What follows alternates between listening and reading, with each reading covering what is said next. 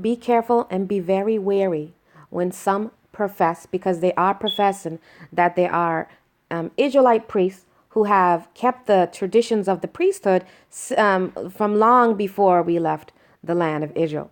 But we have to remember that the Most High caused us all to lose our heritage, which includes our language and our identity. Jeremiah 17:4. And thou, even thyself, shall continue from thine heritage that I gave thee, and I will cause thee to serve thine enemies in the land which thou knowest not. For ye have kindled a fire in mine anger, which shall burn forever. Everybody discontinued Israelite heritage, especially the priests. I reject and I do not recommend anybody who tells you to follow them simply because they telling you that they've been speaking Hebrew since that we've left to Israel, that they've been keeping Torah, that we should trust them because, they're the ones who maintained righteousness. I mean, obviously the scriptures don't say that. I'm going to give you more scriptures on it.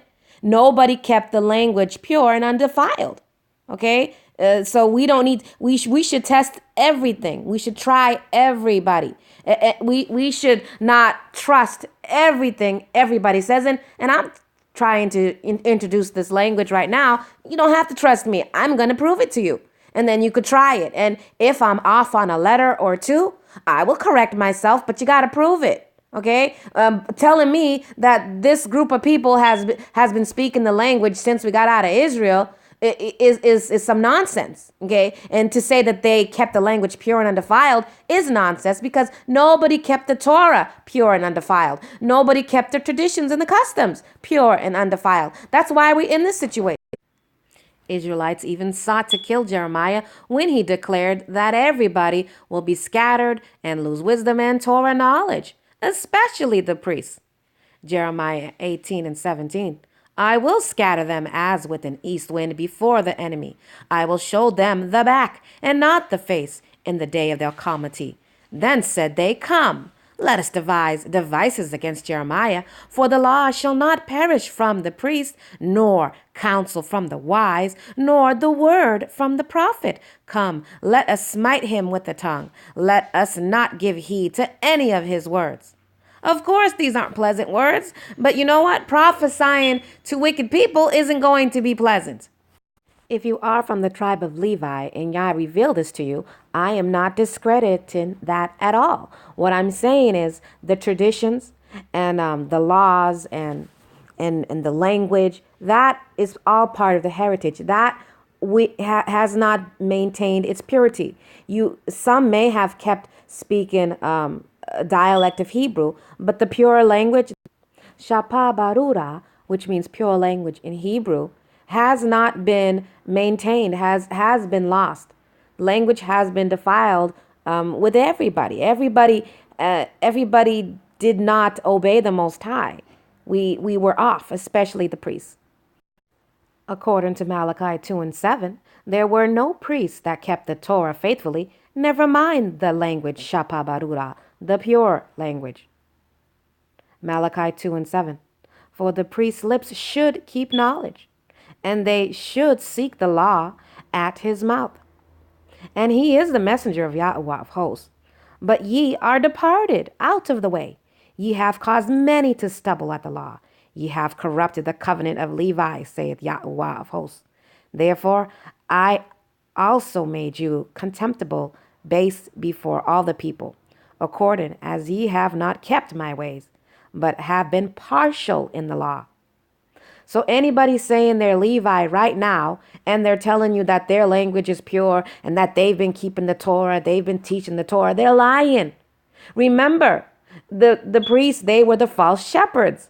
And maybe they kept the tradition of being a false shepherd until this day. I'm not saying they're not the tribe of Levi. I'm not saying that they're not ancestral priests. I'm not saying they are or they're not.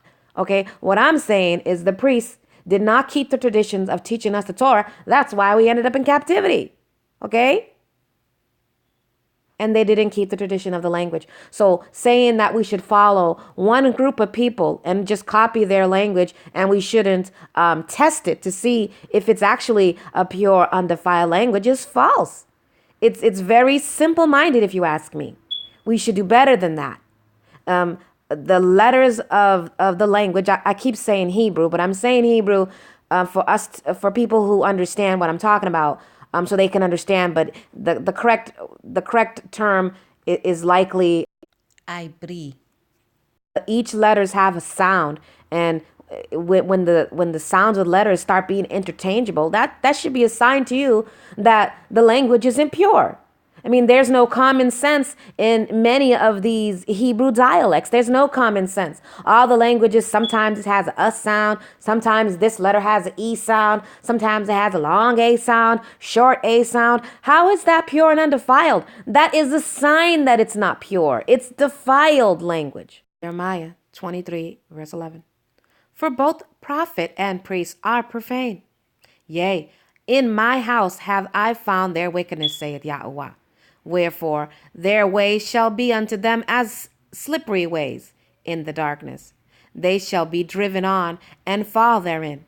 For I will bring evil upon them, even the year of their visitation, saith Yahweh. Isaiah 28 and 7. But they also have erred through wine and through strong drink are out the way. The priest and the prophet have erred through strong drink. They are swallowed up of wine. They are out the way. Through strong drink they have erred in vision. They stumble in judgment. For all tables are full of vomit and filthiness. So there is no place clean.